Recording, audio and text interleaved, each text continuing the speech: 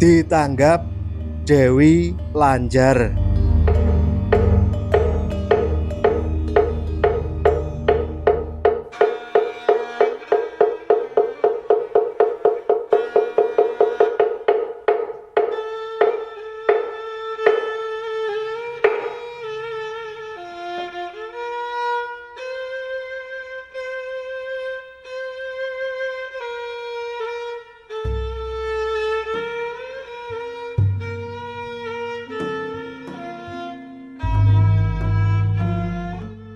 Swargi Ki Mantep Sudarsono tau ngalami lelakon Nyolowadi.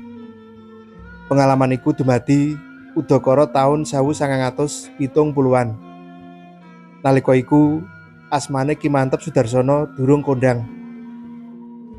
Lelakone iku dumadi nyedhaki wulan sura. Dina kuwi Ki Mantep nampa tamu priyayi putri sing ayu. Wanita ayu iku gelungan, ngagem kebaya lan jaritan karo nggendhong bathik. Tekane sajak tumengka pangawak braja. Ki Mantep gita-gita enggal manembrama tamune kuwi.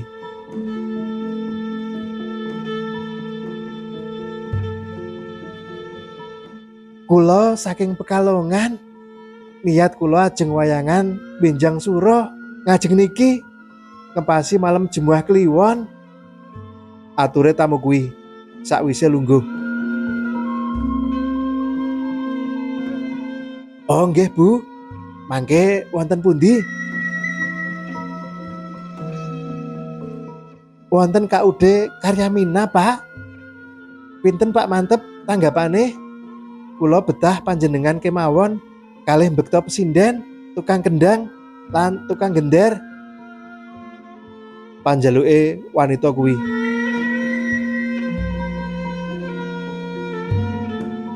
Ki Mantep nyebutake tanggapan jaman kuwi lagi 500.000.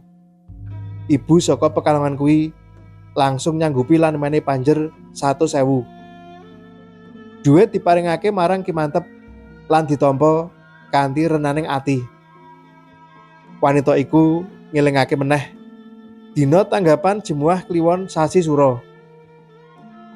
Ditakoni asmane sapa, wanita iku ngaku jenenge Bulanjar. Ki Mantep nyatet dina sing dipesen. Bulanjar pamitan mulih.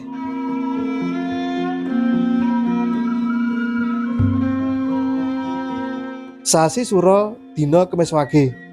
Ki Mantep budal saka daleme ing Karangpandan, Karanganyar. Ki Mantep ngajak garwane sing pancen dadi pesinden. Pengendange Pak Tarno Pete lan pengendare Pak Bugel. Wong papat budal tumuju Pekalongan. Tekan Pekalongan wis jam 4 sore. Sing dijujuk KUD Karyamina cedhak gisik lor. Ing kono wis akeh wong. Ki Mantep takon karo wong-wong sing mlumpuk ing papan kuwi. Ditakokake ngendi sing ana wong duwe gawe lan nanggap wayang. Wong-wong mangsuli ora ngerti. Salah siji nelayan ing KUD kuwi duwe pangira yen Ki Mantep teka ing papan sing kleru. Nelayan kuwi nuduhake KUD Karyamina liyane yaiku ing Kampung Ndara. Papane dalan jejeg saka Semarang Pekalongan, notok banjur menggok ngiwa. Arahe mengidul. Temenan, Ki Mantep karo rombongan goleki alamat sing diwenehake dening nelayan kuwi. Mobil balik arah. Tekan papan sing dituju wis jam 7 bengi. Digoleki lan takon wong-wong ing Kampung Ndara. Kabeh padha mlungu. Wengi kuwi pancen ora ana wong nanggap wayang. Judeg. Rombongan banjur bali meneh menyang Pekalongan. Ki Mantep bingung. Sakjerone bingung kuwi, Ki Mantep duwe pikiran. Mestine yen ana wong arep duwe gawe gedhen, mesti njaluk idin polisi. Pak Mantep nekat nekani Polres Pekalongan sing mapan ana ing kidul dalan. Ing kantor polisi ketemu petugas sing lagi piket. Nanging polisi kuwi kandha yen ora ana wong duwe gawe sing nanggap wayang. Ki Mantep matur yen arep ditanggap ing KUD Karya Mina. Sepisan meneh, Pak Polisi yakinake yen ora ana wong wayangan bengi kuwi.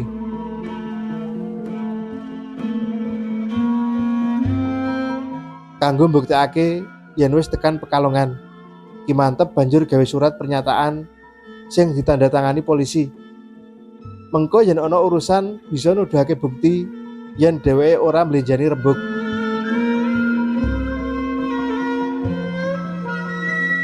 Ki Mantep ngrasakake judeg penggalihe. Arep ditanggap kok ora jelas sing nanggap. Gek wektune terus gremet. Ki Mantep ngajak rombongan leren dhisik. Kabeh terus leren ing warung tenda cedhak SPBU. Mobil mandek lan diparkir ing pinggir dalan. Ing warung iku terus padha pesen teh poci anget.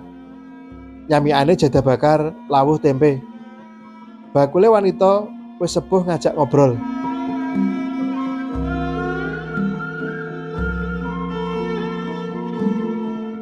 Saking tindak pundi to, Pak?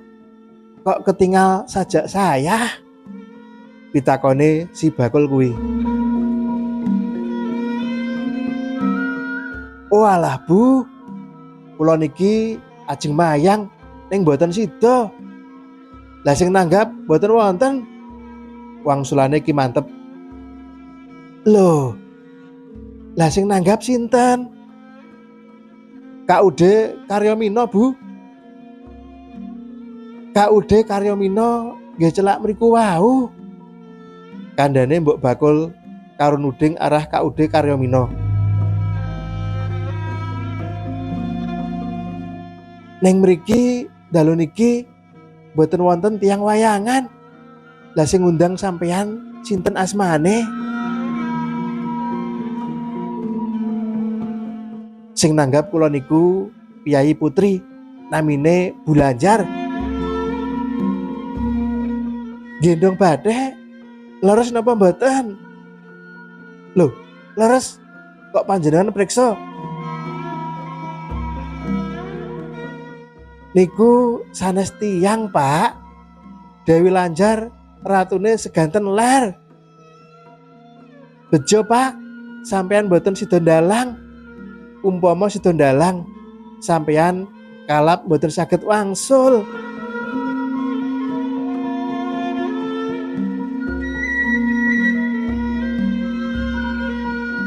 Krungu pratelan kuwi, kabeh merinding. Ulu githoke padha ngadeg kabeh. Ora nyono yen sing nemoni Ki Mantep kuwi bangsane lelembut. Sidane wengi kuwi cabar ora sida tanggapan. Ki Mantep muji syukur mring pangeran dene akeh sing tresnani dheweke. Sedenge ratune lelembut ing segara lor wae, melu arep nanggap wayang. Lelakon kuwi wis rampung. Ana sing gawe gumun. Duit panjer 100.000 rupiah. Sing ditampa iku duit asli. Dinggo blonjo lan tuku apa wae uga payu. Duit kuwi ora malih dadi godhong kaya cerita-cerita alaming lelembut kae. Sing luwih gumunake.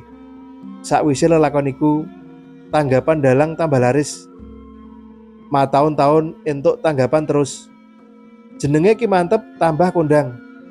Ki Mantep mung leren yen ngepasi malam Selasa Legi, ngepasi wetone. Sak teruse Ki Mantep Sudarsono dadi dalang kondang nganti puput yuswa.